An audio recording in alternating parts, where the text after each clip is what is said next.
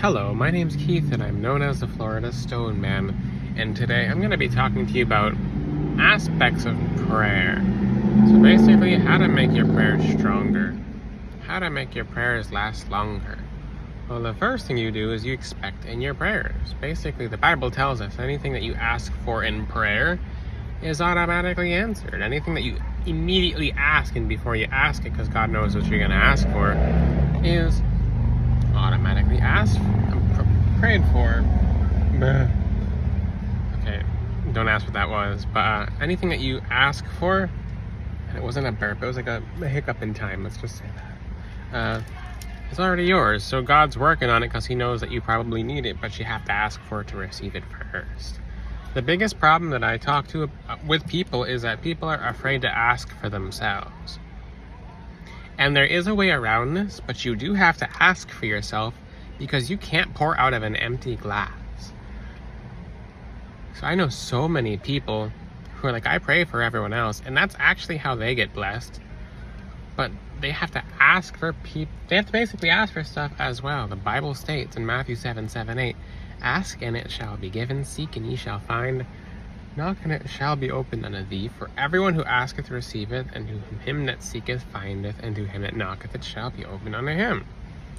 So you do have to ask, because if you'd like to help other people, you have to ask God to help you to help other people. Now, after you ask, expect and then give thanks. So you can basically focus on what you've asked for, but focus on it as if it's being answered. For example, if I would like a sugar-free, and this is just a random example, a sugar-free chocolate cake that doesn't have any extra additives. That's so specific, right? That's actually what I like for birthday gifts. I'm joking. That's what I actually get a chocolate cake with no sugar in it every single year for my birthday. For the past couple hundred years, I've been getting the same chocolate cake with I'm joking, guys. I'm joking. It's funny, but for a long time, I've been getting a chocolate cake with no sugar, and basically, that's something I asked for, but it was super, super difficult to find or challenging, and I just expected it, and it actually came. So what does that have to do with anything? It's that I was expecting it because it was super rare to find a chocolate cake with no sugar in it, because I don't eat sugar. So when people try that cake, they're like, what? But it's not sweet. And I'm like, but I am, okay? But basically, sweet and spicy. Basically, it's something very small that I was expecting to be answered, and I found like a really rare bakery, and it's really good. So I'm very happy to know that bakery is there. And it's like a pocket bakery, and it's like a special on the bakery's menu, but I don't really eat anything like that except for once a year. So with your prayers, ask for something small. You know what? I'm gonna challenge you guys. Ask for 3 things small. 3 things small, 3 things medium, and 1 thing big. But ask it in a way that can help you if you're not doing well. And you have to be honest with yourselves.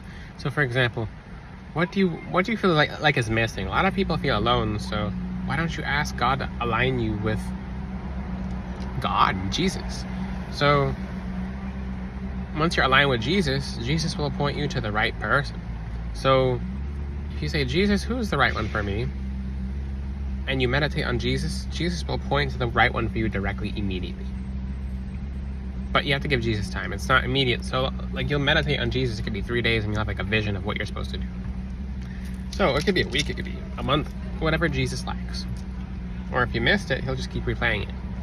A lot of people miss signs, but you have to ask for stuff. So what if you'd like more abundance? Expect more abundance. Let's talk about abundance.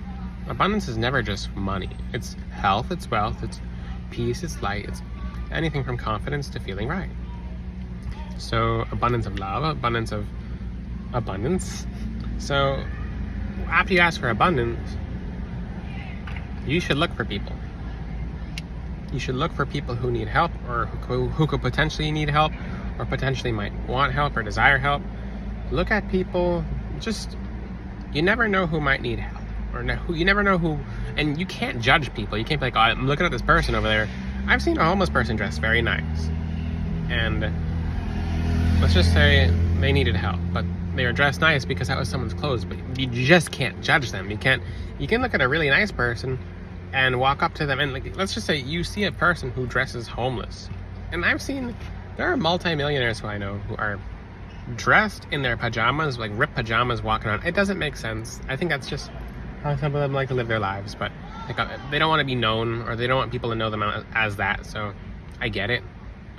Like, for example, I know someone who wears...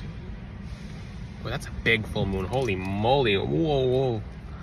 It's just looking at me. Holy guacamole. I wish I could show you guys. I can't flip the camera around. But he basically wears a gray shirt and baggy flannel pants, and then just walks around barefooted outside and in the street. So someone would walk up to him and probably try to hand him money. Like, hey, do you need this? It's like, that's not nice. I mean, that's why you have to ask Jesus for judgment. So, should the person change their ways? That's up to them. They're not as close to Jesus as they should be. Although, Jesus does help them. Everyone's different. That's why you can't judge. So, ask Jesus who you're able to help. The Bible does talk about praying in the Spirit on all occasions with all kind of prayers and requests. This mind be alert and always keep on praying for all the Lord's people. So, in your prayers, you should always pray. Basically, find people to pray for. Be specific, and that's one of the big parts of this prayer video, is that you have to be specific. But basically, one thing you have to do is you have to know what you're praying. So you have to be connected to your prayers. So pray without ceasing as well. So when you pray your Psalms, I suggest you memorize them. So you don't want to go into prayer every morning and read Psalm 23 or etc. The most powerful thing you could ever do is say it out loud. So, the Lord is my shepherd, I shall not. It doesn't matter what version, guys. It doesn't, as long as it's not the New Age version. So, when you pray, you should give thanks. Be honest with yourself. Pray for other people. You know, there's someone who rides around on a bike, and that person's a perfect example. So basically, he lives his life. He really likes to just live outside. But that's why you can't judge people. And people try to hand him money and he'll get offended. And that one's not a multimillionaire, but he's shamanistic. He's from Jamaica. So he just likes his life. So you have to ask God, who am I supposed to help? Because some people, like I said, you'll see someone who's very well dressed. I saw a guy back there, very well dressed, and he was homeless. And no one would ever know it, but you're supposed to ask the Lord to help. And if anything, you pray for them. So you pray for the person to have help, and if you're able to help them, pray for them. If you need help yourself, then do more praying. If you're in a good position, there's a lot of people in good positions. Actually, most of the world in good positions are not entering into heaven. It's because they don't have to rely on God as much. So a whole bunch of, that's why the Bible talks about it's easier for eye on the needle. If you guys can put that in the comment section. But there's a lot of people who are just flat out extremely wealthy who don't help other people, who, when they finally die, they end up in the first columns of the earth. It's a lot of people, and it's just good people. They end up there, and they basically say to Jesus, why am I here? What's going on? I'm not meant to be in this place. And they have to wait until Judgment Day, which is like a long time away. Jesus' second coming and Judgment Day is very far away. So they sit there for hundreds of years. A long time. Just good people. Next to all these people, they're just good people. And they're next to all the people who they didn't help, who died because they needed some kind of help and they didn't ask to help other people. So,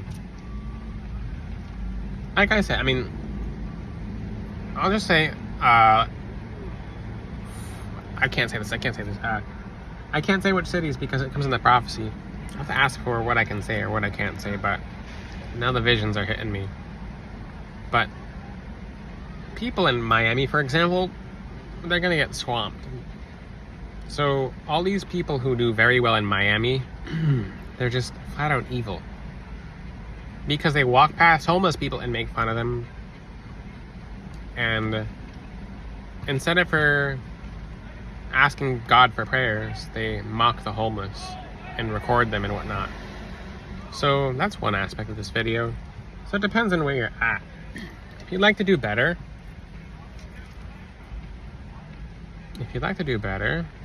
then you have to find out where you're at and you have to be honest. So being honest with your prayers is key. So are you in need? Are you not in need? It just, because everyone's going to be born in a place. Sometimes God will put people in certain positions to be able to help other people, or other people to help basically ask for help to be able to become more humble for the Lord. Now, what about prayers? And because now abundance is actually a whole bunch of things in the factor of getting into Sheol or entering into the gates of heaven, because you have to be responsible, because everything that's abundant comes through the Lord. So if you abuse it and you don't know it, then you're in trouble. So that's actually pretty major. Now, I mean, I've made prayers about prayer layouts, about how to, or I made videos about how to have a prayer layout. So gratitude is key. I suggest you guys pray 30 things you're grateful for without writing them down. Get to 10, 20, then 30. So you can work your way up, guys. You can 100% work your way up. So 10 things you're grateful for, then 20 things you're grateful for. Like, if you can't find one thing you're grateful for, that's a big issue. That means you're out of a frequency that's really needed or necessary. So the biggest thing I would suggest for you guys to do, everyone to do, is to pray for other people. You see someone fall down and hurt themselves, or if you hear about someone, that's the thing. When someone hurts themselves, for example, because I watch people play basketball, so sometimes they take a tumble. And for example, if I see someone take a tumble and they're already getting help, a lot of people just think, oh, they're getting help. Okay, that's fine. Versus you see that person fall on the ground, you're like, hey, I pray that this person doesn't have to go to the hospital. I pray that they may be extra healthy. I pray that they recover fast. I pray that that person may not have fallen on anything bad, like a needle. It's Florida. Or I pray that that person, because basically the Lord will guide you to pray. Whatever specifics pop up is probably what they probably might need prayer for. You pray that they don't fall again. So everyone's like, oh, that person's fine. That person could use some prayers. The biggest thing I suggest, because you guys are accountable and held accountable, so when someone says, hey, can you pray for me? And you're like, oh, I'll pray for you, and you don't pray for them, you're in trouble. I don't like saying that, but you're actually in big trouble. And people are like, what? Yeah, you're in big trouble. Because one, that's, you know how people say on God? That is something on God. That's something you said that basically you would do for God that you didn't do, and God holds you accountable. So that's actually one of the biggest ways you can ever get in trouble with God is, I'll pray for you and you don't pray for them. What happens is, if that person, for example, whatever they're going through is something you'll go through, and then you'll have to pray for yourself, and that prayer for yourself actually counts for them as well. So the rainbow is making a moon. Oh no, the moon is making a rainbow. I said that backwards.